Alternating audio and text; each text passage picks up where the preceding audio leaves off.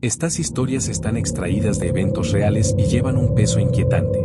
Si el miedo o la incomodidad te dominan fácilmente, tal vez sea mejor no continuar.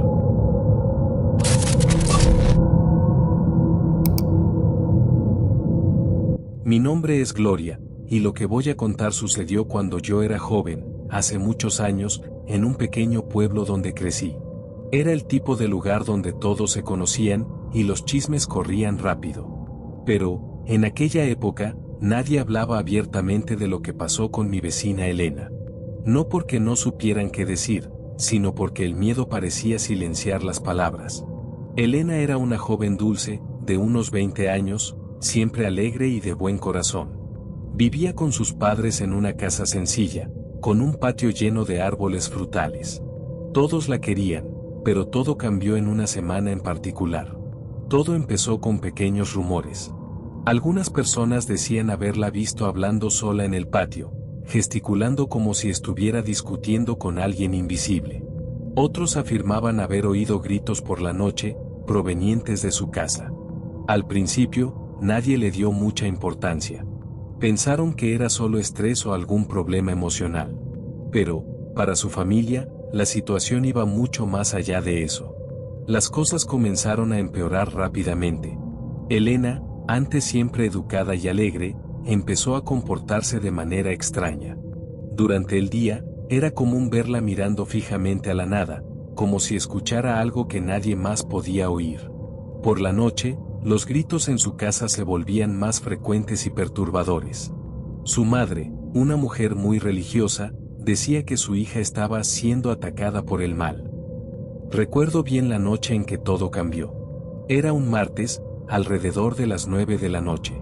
Estábamos en casa cuando escuchamos gritos desesperados provenientes de la casa de Elena. Mi padre, curioso y preocupado, decidió ir hasta allá para ver qué estaba pasando, y yo lo seguí. Cuando llegamos, la escena era escalofriante. Elena estaba en medio de la sala, de rodillas, con los ojos en blanco y el cuerpo temblando violentamente. Su madre y algunas vecinas estaban a su alrededor, sosteniendo crucifijos y rezando en voz alta, intentando alejar lo que fuera que estuviera causando aquello. Ella gritaba cosas incomprensibles, con una voz que no parecía la suya. Era ronca, grave, casi masculina. Sus palabras no tenían sentido, como si fueran de un idioma desconocido. Cuando miré sus ojos, sentí un escalofrío recorrer mi espalda. Ya no eran los ojos de Elena. Estaban oscuros, vacíos, y, al mismo tiempo, parecía que algo observaba desde detrás de ellos. Lo que sucedió a continuación es algo que jamás podré olvidar. Elena, todavía de rodillas en el suelo, comenzó a reír de una manera grotesca. No era el tipo de risa humana, era un sonido distorsionado, gutural, que parecía venir de un lugar muy profundo, muy lejano. Las oraciones a su alrededor se intensificaron, pero eso parecía irritarla aún más. De repente, dejó de reír y levantó la cabeza lentamente, mirando directamente a cada persona en la sala, una por una, con esa mirada vacía y amenazante. Cuando sus ojos se posaron en mí, sentí un frío que parecía congelar mi alma. Era como si supiera algo sobre mí que ni yo misma conocía. Mi padre me jaló hacia atrás, protegiéndome, pero no podía apartar la vista de ella. Entonces, en un movimiento abrupto, se levantó, como si algo invisible hubiera tirado de su cuerpo desde el suelo. Las mujeres a su alrededor gritaron, y su madre cayó de rodillas, agarrando un rosario con tanta fuerza que sus dedos se pusieron blancos. Elena comenzó a caminar por la sala con pasos lentos, casi como si estuviera flotando, murmurando palabras que nadie podía entender. Su voz parecía resonar, incluso en un espacio pequeño. Entonces ocurrió algo aún más aterrador. Todas las velas que habían sido encendidas para la oración se apagaron al mismo tiempo, sumiendo la sala en una oscuridad absoluta. En la oscuridad, los murmullos de Elena se hicieron más fuertes, casi como un cántico, mezclados con risas bajas y escalofriantes. Las personas en la sala comenzaron a rezar aún más alto, tratando de alejar lo que fuera que estuviera presente. El aire se volvió gélido de repente, y un escalofrío recorrió mi espalda. Mi padre apretaba mi mano con fuerza, pero su respiración delataba que estaba tan asustado como yo. Entonces, una de las vecinas logró encender una vela nuevamente. La tenue luz reveló a Elena parada en una esquina de la sala, de espaldas a todos. Estaba inmóvil, pero su postura parecía antinatural, con los hombros tensos y la cabeza inclinada en un ángulo extraño. Su madre, llorando, se acercó lentamente, llamándola por su nombre con la voz entrecortada. Cuando Elena se giró, fue como si el tiempo se detuviera. Su rostro ya no parecía el suyo. Estaba deformado, con los ojos casi negros y una sonrisa macabra extendiéndose por su boca. Apuntó a su madre con un gesto lento y dijo algo en un idioma desconocido, pero la intención era clara, amenazante. Entonces, soltó un grito tan alto y agudo que parecía atravesar los huesos, y su madre cayó al suelo, como si hubiera perdido el conocimiento. El grito de Elena reverberaba en la sala, como si resonara dentro de nuestras cabezas. Todos quedamos paralizados, y el único sonido que se escuchaba era el llanto ahogado de una vecina en la esquina. Mi madre, que había llegado momentos antes, se unió a las demás mujeres en oración, pero parecía que eso solo enfurecía más a Elena. Ella comenzó a caminar de nuevo, con movimientos bruscos, como si alguien invisible la estuviera jalando por hilos. De repente, se detuvo en el centro de la sala y empezó a reír, pero aquella risa fue desvaneciéndose hasta convertirse en un murmullo bajo, casi imperceptible. Las palabras que salían de su boca eran incomprensibles, pero tenían un peso que hacía el ambiente aún más sofocante. Fue entonces cuando el padre del pueblo llegó, cargando una Biblia y un pequeño frasco de agua bendita. Entró decidido, pero su rostro reflejaba la gravedad de lo que estaba a punto de enfrentar. El padre comenzó a rezar en voz alta, pidiendo la liberación de Elena. Roció el agua bendita sobre ella, y fue como si hubiera lanzado fuego. Elena gritó, pero esta vez, no era un grito humano. Era un sonido profundo, lleno de ira, que parecía provenir de algo mucho más grande que ella. Su cuerpo empezó a retorcerse, como si estuviera luchando contra algo que intentaba escapar. El padre permaneció firme, sosteniendo el crucifijo frente a ella, mientras todos a su alrededor rezaban con fervor. Elena cayó de rodillas nuevamente, sus manos arañando el suelo con tanta fuerza que parecía querer arrancar las tablas. Sus ojos empezaron a volver a la normalidad, pero la batalla aún no había terminado. El padre intensificó sus oraciones, y la tensión en la sala se volvió palpable, como si el aire mismo vibrara. Elena, todavía de rodillas, comenzó a agitarse de nuevo, como si algo dentro de ella se resistiera con todas sus fuerzas. Sus gritos fluctuaban entre la voz grave y áspera de antes y su propia voz, que suplicaba ayuda. «Déjenme salir», gritaba, pero su tono era tan distorsionado que nadie podía saber si era realmente ella o la entidad que la poseía. Cuando el padre roció más agua bendita sobre ella, Elena cayó hacia adelante, apoyando las manos en el suelo. Su respiración era pesada, irregular, y murmuraba algo que nadie podía entender. De repente, un silencio absoluto llenó la sala. Levantó la cabeza lentamente y miró al padre con una sonrisa aterradora, mostrando los dientes de una forma antinatural. Esa mirada no era humana. Entonces habló con una voz gutural: «Ella es mía. Nunca la recuperarán». Todos retrocedieron instintivamente, pero el padre dio un paso al frente, levantando el crucifijo y continuando con sus oraciones. En ese momento, algo extraño ocurrió. Una de las velas de la sala explotó, esparciendo cera caliente por el suelo. El aire se volvió pesado, y una ráfaga de viento helado recorrió el lugar, a pesar de que todas las ventanas estaban cerradas. Elena dio un último grito, tan agudo y desgarrador que parecía hacer temblar las paredes. De repente, su cuerpo colapsó en el suelo, completamente inmóvil.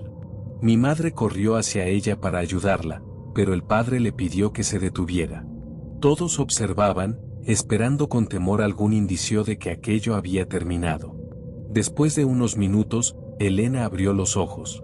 Estaban claros, como los de antes, pero llenos de lágrimas. Miró a su alrededor con confusión, como si no supiera dónde estaba.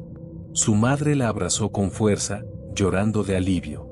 Elena parecía agotada, pero finalmente era ella misma. La risa grotesca, los gritos y aquella mirada vacía habían desaparecido. El padre se arrodilló a su lado, colocando una mano en su frente mientras murmuraba una última oración. Luego miró a la madre de Elena y dijo con firmeza: está libre, pero necesita protección. Sigan rezando por ella. La sala quedó en un silencio absoluto, interrumpido solo por los sollozos de su madre y de algunas vecinas que aún estaban allí.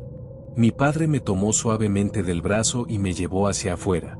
El aire fresco de la noche nunca había sido tan reconfortante. Pero mientras nos alejábamos de la casa, no pude evitar mirar hacia atrás. Había algo en el ambiente que seguía inquietándome, como si no todo se hubiera resuelto por completo. En los días siguientes, Elena parecía mejorar. Volvió a sonreír, a hablar y a ser la persona alegre que todos conocían. Pero en su mirada había una sombra que antes no estaba, como si cargara con algo invisible que nadie más podía ver. El padre continuó visitando la casa durante varias semanas, rezando y dejando pequeños objetos sagrados en diferentes rincones, asegurándose de que estuvieran protegidos. Nunca supimos con certeza qué fue lo que ocurrió aquella noche. Algunos decían que fue una posesión, otros, que se trató de una crisis inexplicable. Mi familia, al igual que la de Elena, decidió no volver a hablar del tema. Pero incluso hoy, cada vez que veo una vela apagarse de repente o escucho a alguien reírse estando solo, recuerdo aquella risa que no era suya y esa presencia que parecía algo más que humana.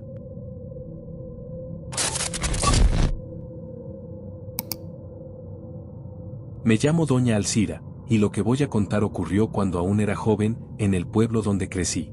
En aquella época, mi familia estaba profundamente arraigada a las tradiciones de nuestros ancestros. No éramos de buscar médicos ni soluciones modernas. Para cualquier problema, ya fuera físico o espiritual, siempre había un ritual, una oración o un remedio casero que prometía resolverlo. La gente tenía mucha fe en estas prácticas, y yo también creía en ellas. Hasta aquel día. Mi prima Lidia, que tenía solo 16 años en ese entonces, enfermó de una manera que nadie podía explicar. No era solo fiebre o cansancio, empezó a comportarse de forma extraña. Pasaba horas en silencio, mirando al vacío, y luego, de repente, estallaba en risas fuertes, unas risas que no parecían ser suyas. Mi tía, su madre, decidió que era momento de realizar un ritual. Reunieron a toda la familia en la casa, como era costumbre, y prepararon el ambiente con hojas secas, velas y un recipiente con agua donde se harían las oraciones. Yo estaba ahí, observando todo, sin saber que aquella noche quedaría grabada en mi memoria para siempre. La sala donde se montó el ritual estaba llena. Las sillas habían sido empujadas hacia las esquinas, dejando espacio para Lidia, que yacía en un colchón en el centro. Alrededor de ella, mi tía y otras mujeres de la familia comenzaron a rezar en voz alta, entonando palabras que no entendía del todo, mezclando el portugués con algo que parecía antiguo, casi como un cántico. En el aire, el olor de hojas quemadas se mezclaba con el de las velas, creando una atmósfera pesada, asfixiante. Al principio, todo parecía seguir como de costumbre. Lidia permanecía inmóvil, con los ojos cerrados, y lo único que se escuchaba eran las oraciones y el crujir de las hojas agitadas alrededor de ella. Pero entonces, algo cambió. El aire en la sala se enfrió de repente, como si una corriente de viento hubiera entrado, aunque todas las ventanas estaban cerradas. Lidia abrió los ojos de forma abrupta, y su mirada ya no era la misma. Sus ojos, antes tan vivos y alegres, estaban oscuros, opacos, fijos en algo que nadie más podía ver. Un silencio absoluto se apoderó de la sala.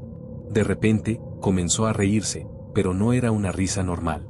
Era gutural, ronca, algo que parecía venir de un lugar profundo y desconocido. Todos retrocedieron, pero mi tía permaneció firme, continuando con las oraciones mientras rociaba agua del recipiente alrededor de Lidia. Fue entonces cuando el colchón empezó a moverse, como si algo invisible lo estuviera empujando. Las mujeres alrededor intercambiaron miradas nerviosas, pero nadie se atrevió a detener el ritual. La risa de Lidia se volvió más fuerte, casi insoportable, resonando contra las paredes de la sala. El colchón se balanceaba de un lado a otro, como si algo invisible estuviera tratando de sacarla de allí. Mi tía, con las manos firmes, sostenía el recipiente de agua y continuaba rezando, ahora en un tono más alto, casi como si estuviera gritando para ahogar aquel sonido perturbador. Las otras mujeres comenzaron a susurrar oraciones también, pero era evidente que todas estaban aterrorizadas. Lidia, que antes estaba acostada, empezó a retorcerse. Sus brazos y piernas se movían de manera torpe, como si algo estuviera controlando su cuerpo. De repente, se incorporó de un movimiento brusco, quedándose sentada sobre el colchón. Sus ojos negros recorrieron la sala, mirando a cada uno de nosotros, como si nos conociera profundamente. Cuando su mirada se cruzó con la mía, sentí un frío indescriptible. Era como si estuviera viendo directamente a mi alma. Sin previo aviso, comenzó a hablar, pero no era su voz. Era una voz profunda, ronca, que parecía pertenecer a alguien mucho más viejo y lejano. Las palabras que salían de su boca eran ininteligibles, pero llevaban un peso que parecía aplastar el ambiente. Mi tía, a pesar de temblar, no dejó de rezar. Roció más agua en el rostro de Lidia y, en ese instante, mi prima gritó tan fuerte que parecía que las paredes iban a resquebrajarse. El grito de Lidia fue tan intenso que cubrió todas las oraciones y murmullos en la sala. Era como si la propia casa hubiera absorbido aquel sonido y, por un momento, todo quedó en silencio. Pero el silencio no trajo alivio, al contrario, el aire se volvió aún más pesado, cargado de algo que ninguno de nosotros podía explicar.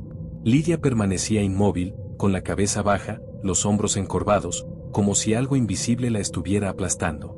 Mi tía dio un paso al frente, rociando más agua sobre Lidia y murmurando palabras que parecían una mezcla de oración y súplica. Fue entonces cuando mi prima levantó la cabeza lentamente, y lo que vi en ese momento me persigue hasta hoy. Su rostro estaba distorsionado, casi irreconocible, como si ya no le perteneciera. Sus ojos, antes opacos, ahora brillaban con una intensidad amarillenta, casi animal. Comenzó a hablar de nuevo, pero esta vez en un idioma que nadie entendía, algo gutural y lleno de pausas extrañas.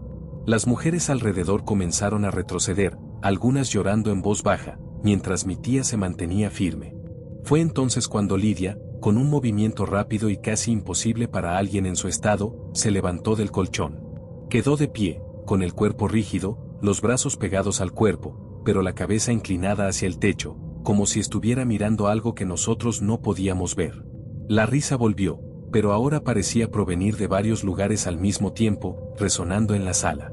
De repente, las velas alrededor comenzaron a apagarse una a una, como si algo las estuviera soplando. La única luz que quedaba era la débil llama de una vela en la esquina de la sala, proyectando sombras que danzaban de manera aterradora en las paredes. Mi tía dio un último paso adelante, agarró los hombros de Lidia y comenzó a rezar más fuerte que nunca, implorando que lo que fuera que estaba allí se marchara. Mientras mi tía sujetaba los hombros de Lidia, parecía librar una batalla invisible. Mi prima comenzó a debatirse, pero sus movimientos eran inhumanos, como si algo mucho más fuerte estuviera intentando escapar de su interior. La risa gutural se transformó en un grito ronco, pero esta vez parecía cargado de palabras incomprensibles. Era como escuchar un lamento lejano mezclado con una ira pura y profunda. Mi tía permanecía firme, repitiendo las oraciones con una fuerza que parecía venir de algo más grande que ella misma. De repente, el cuerpo de Lidia se tensó nuevamente y, con un movimiento brusco, cayó de rodillas sobre el colchón. Su cuerpo temblaba, y un sonido bajo, casi como un susurro, comenzó a salir de su boca. Las velas que se habían apagado empezaron a encenderse una por una, como si algo estuviera siendo expulsado de la sala. Entonces, Lidia comenzó a llorar, un llanto alto y desesperado, como si finalmente hubiera despertado de una pesadilla. Mi tía la sostuvo, abrazándola mientras continuaba rezando en voz baja. La sala quedó en silencio, excepto por el sonido de las oraciones y los sollozos de Lidia. Las mujeres que habían retrocedido comenzaron a acercarse nuevamente, algunas murmurando oraciones, otras simplemente tratando de consolar a mi prima. Después de algunos minutos, Lidia finalmente pudo hablar. Dijo que no recordaba nada de lo que había sucedido. Lo único que sabía era que, desde que enfermó, sentía como si algo estuviera intentando apoderarse de ella. Algo que la hacía ver y escuchar cosas que nadie más podía percibir. Después de que el llanto de Lidia cesó, la sala parecía finalmente volver a la normalidad. Sin embargo, el peso de lo ocurrido aún flotaba sobre nosotros. Mi tía, exhausta, pidió a las mujeres que prepararan un té para Lidia, mientras otras recogían las hojas quemadas y las tazas utilizadas en el ritual. Aunque el ambiente estaba más tranquilo, algo seguía sintiéndose fuera de lugar. No podía apartar la mirada de las velas que se habían apagado y vuelto a encender. Ahora ardían de forma extrañamente serena, como si nunca hubieran sido perturbadas. Mientras arreglábamos la sala, mi tía nos llamó con urgencia. Lidia había vuelto a desmayarse. Su rostro estaba pálido, su respiración irregular, y su frente helada como el hielo. Mi tía, que siempre había sido valiente y decidida, ahora parecía realmente preocupada. «Esto no ha terminado», dijo, con los ojos fijos en el cuerpo inerte de Lidia. «Hay algo aquí que no quiere irse». Esa noche se hicieron más oraciones, pero nada parecía funcionar. Finalmente, mi tía decidió llamar a un viejo curandero del pueblo, conocido por tratar situaciones como esta. Llegó al amanecer, llevando consigo una bolsa de cuero llena de hierbas, piedras y objetos que jamás había visto. Con una expresión seria, examinó a Lidia y pidió que nadie más entrara en la sala mientras realizaba un ritual especial. Lo que sucedió allí dentro, solo él y mi tía lo saben. Nosotros permanecimos afuera, escuchando murmullos y sonidos apagados, mezclados con momentos de absoluto silencio. Cuando finalmente salió, parecía agotado pero aliviado. Nos dijo que había terminado con aquello, pero advirtió, nunca jueguen con lo que no comprenden. Hay cosas que vienen de lejos y se alimentan del miedo.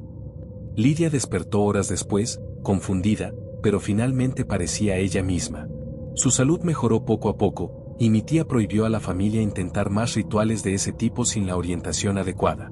Desde entonces, nunca volvimos a hablar abiertamente de lo ocurrido esa noche, pero hasta hoy, cada vez que veo velas apagándose solas o escucho risas extrañas en momentos de silencio, recuerdo aquella risa que no era de Lidia.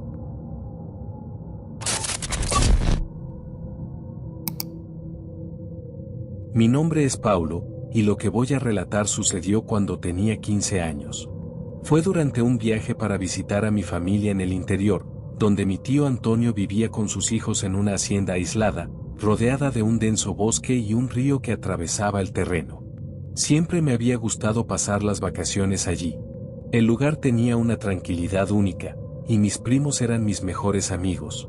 Pero, en aquel verano, ocurrió algo que marcó mi vida para siempre. Mi primo Lucas, que tenía solo 17 años en ese entonces, era conocido por ser el más bromista y valiente de todos. Le encantaba explorar los alrededores de la hacienda, incluso cuando ya comenzaba a oscurecer. Siempre decía que no le tenía miedo a nada. Pero, en ese día específico, algo en él parecía diferente. Estaba más callado, con una mirada distante, y se negó a cenar, lo cual era inusual para alguien como él, que nunca dejaba pasar una buena comida. Esa noche, noté que Lucas se quedó aislado en un rincón de la sala mientras el resto de la familia conversaba y reía. Apenas respondía cuando le hablábamos, y en cierto momento subió a su habitación sin decir nada. Todos lo encontraron extraño, pero mi tío Antonio pensó que solo estaba cansado. Mi tía, sin embargo, parecía preocupada. Comentó en voz baja que Lucas había estado actuando de manera extraña desde que regresó de una caminata por el bosque 2 días antes. Cerca de la medianoche, ya todos nos estábamos preparando para dormir cuando escuchamos un ruido proveniente del piso de arriba. Era un sonido fuerte, como si algo pesado hubiera caído al suelo. Mi tío subió corriendo para ver qué había pasado, y yo lo seguí, curioso. Cuando abrimos la puerta del cuarto de Lucas, la escena que vimos me heló hasta los huesos. Lucas estaba en el suelo, con el cuerpo arqueado de una manera que no parecía natural. Temblaba y murmuraba palabras ininteligibles, con una voz que no era la suya, era ronca, grave, casi como si dos personas hablaran al mismo tiempo. Sus ojos estaban abiertos, pero completamente blancos, sin pupilas, y parecía no vernos. Mi tío trató de sujetarlo, pero Lucas se debatía con una fuerza que no parecía posible para alguien de su tamaño. Mientras mi tío intentaba contener a Lucas, la fuerza que demostraba era aterradora. Era como si un adulto fuerte estuviera en su lugar, y no el chico delgado y ágil que conocía. Gritaba palabras inconexas, en un idioma que ninguno de nosotros podía identificar, mezcladas con risas perturbadoras. Mi tío llamó a mi tía, quien entró al cuarto con el rostro pálido, sosteniendo un rosario en las manos. Comenzó a rezar en voz alta, pero eso parecía irritar aún más a Lucas. De repente, Dejó de forcejear y quedó inmóvil, pero su cuerpo seguía en una posición grotesca, con los brazos y las piernas doblados de manera antinatural. Giró la cabeza lentamente hacia mi tía, y cuando miré su rostro, sentí que el estómago se me revolvía. La sonrisa que mostró no era humana. Era demasiado amplia, forzada, como si algo estuviera intentando imitar una expresión humana, pero fallando miserablemente. Y entonces habló, con esa voz gutural: «Esto no va a funcionar». Mi tía retrocedió un paso, asustada, pero no dejó de rezar. Fue entonces cuando Lucas comenzó a reírse, un sonido grave e irregular que parecía resonar por toda la casa. Mi tío me pidió que bajara y llamara al sacerdote del pueblo. Corrí como nunca, sintiendo que el corazón me latía tan fuerte que parecía a punto de explotar. Bajé las escaleras tan rápido que casi tropecé, pero seguí corriendo hasta llegar al teléfono fijo en la sala.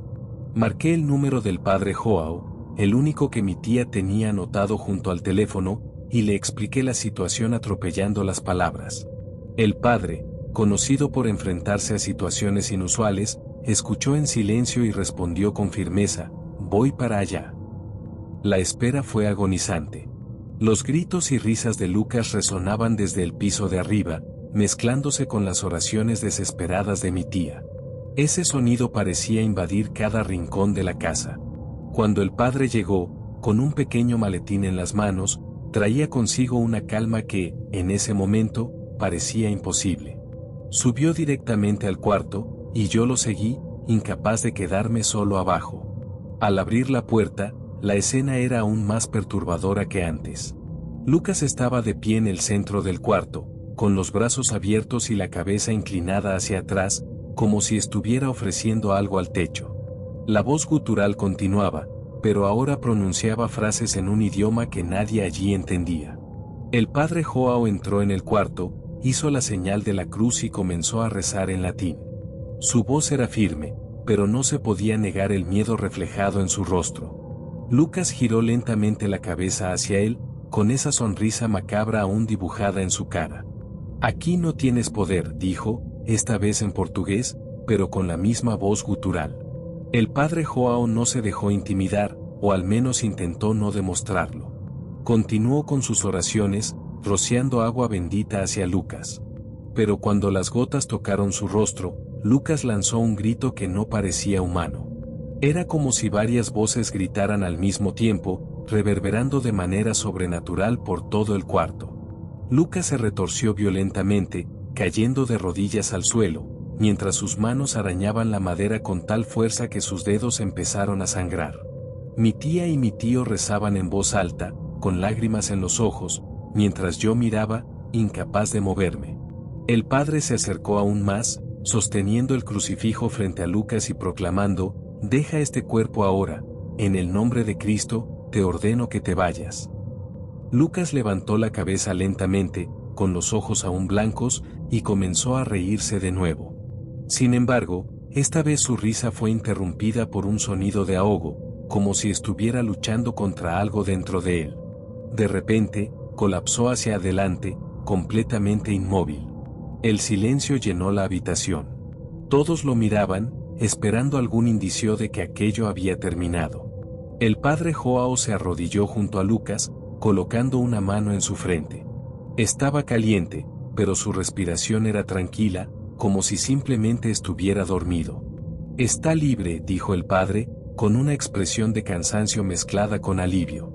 Después de que el padre Joao declaró que Lucas estaba libre, el ambiente en la habitación pareció aliviarse, como si un peso invisible hubiera sido retirado. Mi tío y mi tía corrieron a abrazar a Lucas, que seguía inconsciente pero parecía en paz. El padre nos pidió que le diéramos espacio, explicando que necesitaba descansar y recuperar sus fuerzas. Mientras tanto, continuó rezando en voz baja, haciendo la señal de la cruz sobre él. Unos minutos después, Lucas abrió los ojos. Estaban normales de nuevo, pero su expresión era de completa confusión. «¿Qué pasó?», preguntó, con una voz débil. No recordaba nada. Para él, el último recuerdo claro era de días atrás, cuando había entrado en el bosque. Mi tía rompió en llanto, aliviada, mientras el padre observaba con cautela. Nos pidió que colocáramos objetos religiosos en la habitación y recomendó oraciones diarias durante al menos una semana. En los días que siguieron, Lucas volvió a su vida normal, aunque con cierta reserva. Parecía más tranquilo, pero había algo diferente en él. Evitaba hablar sobre el bosque y nunca más se aventuró solo por ahí. Antes de marcharse, el padre Joao nos dejó una última advertencia que me marcó profundamente: lo que poseyó a tu primo fue atraído. Estas cosas solo entran donde encuentran brechas. Esa frase se quedó grabada en mi mente. Nunca supimos exactamente qué ocurrió con Lucas ni qué fue lo que vio o encontró en el bosque. Desde entonces, la casa nunca volvió a ser la misma. Mi tía adoptó la costumbre de rezar todas las noches con la familia, y aunque Lucas se recuperó, en ocasiones lo encontrábamos mirando al vacío, como si aún sintiera la sombra de algo.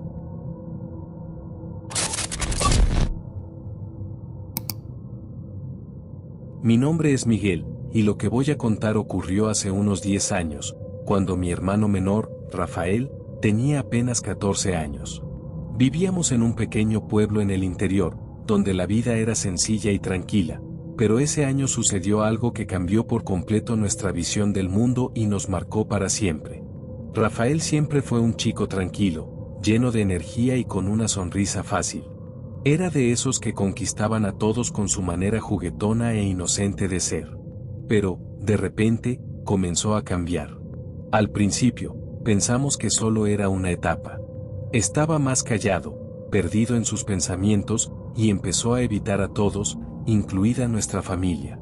Mi madre decía que era la adolescencia llegando, pero algo en él parecía extraño. Era un silencio diferente, pesado, como si cargara algo que nadie más podía ver. Las primeras señales más claras aparecieron por las noches. Rafael empezó a tener problemas para dormir. Por la noche, podíamos escucharlo caminar por su habitación, murmurando cosas que no tenían sentido. Le preguntábamos qué estaba pasando, pero solo decía que tenía sueños extraños, pesadillas que lo hacían despertarse empapado en sudor frío. Mi madre, preocupada, colocó un crucifijo en su cuarto y comenzó a rezar todas las noches antes de dormir, pero eso no ayudó. En una noche en particular, ocurrió algo aún más perturbador. Estábamos todos en la sala cuando escuchamos un grito proveniente del cuarto de Rafael. Corrimos hacia allí y lo encontramos sentado en la cama, con los ojos desorbitados y el cuerpo temblando. Le preguntamos qué había sucedido, pero no respondía. Solo repetía, en un tono bajo y aterrador: ¿ellos están aquí? Ellos están aquí. Mi madre intentó abrazarlo, pero él se apartó bruscamente, mirándola como si no la reconociera. Después de esa noche, Rafael comenzó a comportarse de manera aún más extraña. Hablaba solo, murmurando cosas en un idioma que nadie entendía.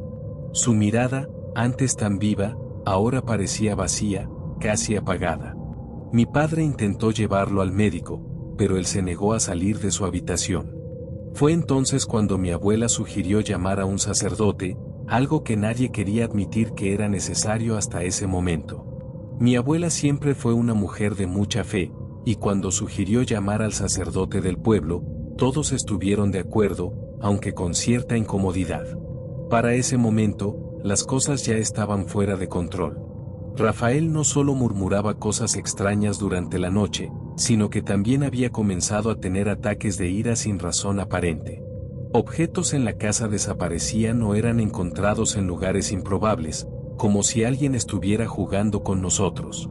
Mi madre estaba al borde de un colapso, y hasta mi padre, un hombre siempre escéptico, comenzaba a creer que algo más allá de nuestra comprensión estaba ocurriendo. El padre Antonio llegó a nuestra casa una tarde de sábado. Era un hombre sencillo, pero su presencia transmitía una cierta calma. Entró en la habitación de Rafael acompañado de mi madre y mi abuela, mientras mi padre y yo nos quedamos afuera, escuchando. Rafael estaba sentado en la cama, mirando la pared, completamente inmóvil. Cuando el padre comenzó a rezar, el aire en la casa pareció cambiar. El ambiente se volvió pesado, sofocante. Fue entonces cuando Rafael giró lentamente hacia el sacerdote, y lo que vimos nos dejó sin palabras.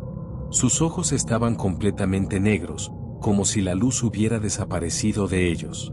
Una sonrisa extraña se dibujó en su rostro, y de su boca salió una risa baja, casi como un gruñido. Miró directamente al sacerdote y dijo, con una voz que no era la suya, ¿crees que puedes sacarme de aquí?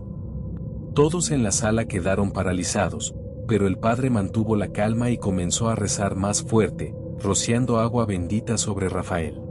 Cuando el agua bendita tocó a Rafael, soltó un grito que parecía provenir de un lugar profundo, un sonido que hizo que cada vello de mi cuerpo se erizara.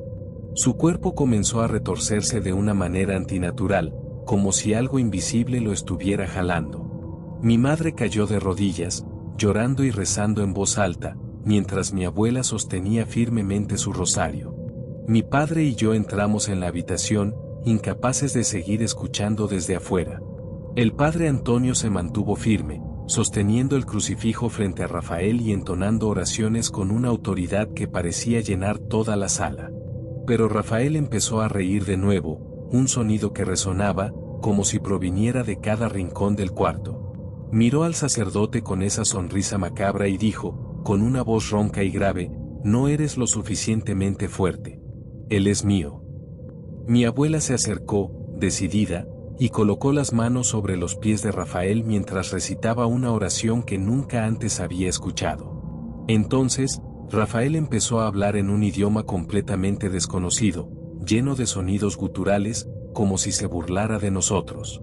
La habitación se volvió más fría, y una sensación de presión se apoderó del ambiente, como si algo invisible nos estuviera oprimiendo. De repente, Rafael dejó de moverse. Su cuerpo se quedó rígido, y soltó un último grito, tan alto y profundo que parecía imposible para alguien tan joven. El sonido fue interrumpido por un silencio absoluto, como si el tiempo mismo se hubiera detenido. El padre, exhausto, continuó rezando, pero en un tono más bajo, como si estuviera concluyendo el ritual. Todos en la habitación esperábamos, sin saber qué ocurriría a continuación. Después de ese último grito, Rafael cayó en la cama, como si toda su fuerza hubiera sido drenada de su cuerpo. Por un momento, nadie se movió. El silencio en la habitación era tan pesado como el aire frío que todavía parecía envolvernos. Mi madre fue la primera en acercarse, llamándolo con la voz temblorosa. Rafael abrió los ojos lentamente y, para nuestro alivio, estaban normales nuevamente, sin ese vacío negro, sin esa mirada que parecía venir de otro mundo. Estaba confundido, exhausto y apenas podía hablar.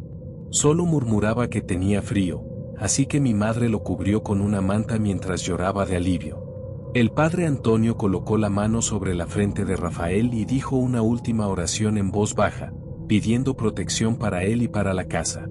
Luego nos miró con seriedad y dijo, esto ha terminado por ahora, pero deben mantener la fe. Cosas como estas dejan marcas. Esa noche, nadie durmió.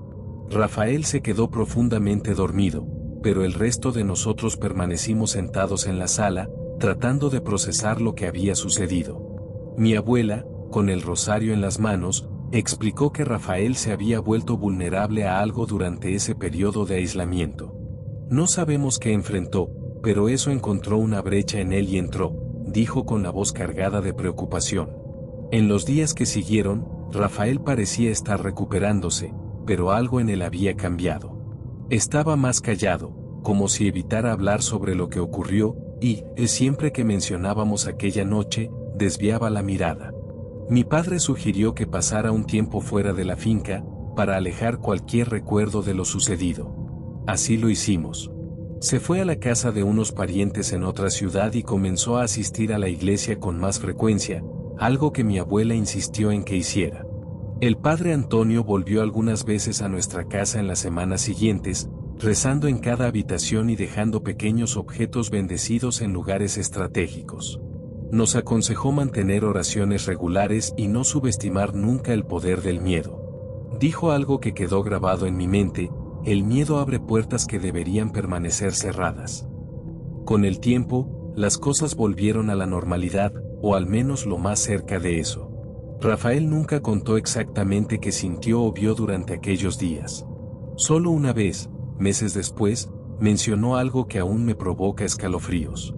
A veces, cuando cierro los ojos, siento como si alguien me estuviera observando. Como si él todavía estuviera cerca, esperando. Desde entonces, la fe se ha convertido en algo esencial en nuestra familia. Mi madre y mi abuela nunca dejaron de rezar, y hasta el día de hoy, cuando visito la casa, todavía veo el crucifijo colgado en la entrada del cuarto de Rafael. Él superó aquella etapa, pero siempre que nos reunimos, hay un silencio cuando se menciona el nombre de aquella noche. Sabemos que, por más que pase el tiempo, la sombra de ese evento nunca nos abandonará por completo. Si te gustó esta historia aterradora y quieres escuchar más relatos oscuros que te pondrán los pelos de punta, no olvides suscribirte al canal y activar la campanita para no perderte ningún video. Y, por supuesto, deja tu like para apoyar nuestro trabajo y ayudar a que estas historias lleguen a más personas que aman un buen misterio. Gracias por ver, y recuerda, no siempre lo que vemos es todo lo que existe. Hasta la próxima.